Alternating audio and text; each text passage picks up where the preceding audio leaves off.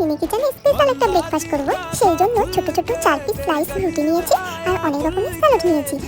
স্যালাডগুলো তো ছেলা হয়ে গেছে। এবার স্যালাডের মধ্যে প্রথমে দিয়ে দেবো লবণ, তারপর ছোট চামচের 1 চামচ গোলমরিচ গুঁড়ো আর মেয়োনিজ। এবার একটা ছোট্ট চামচ দিয়ে সবকিছুকে একসঙ্গে ভালো করে মাখা করে নেব।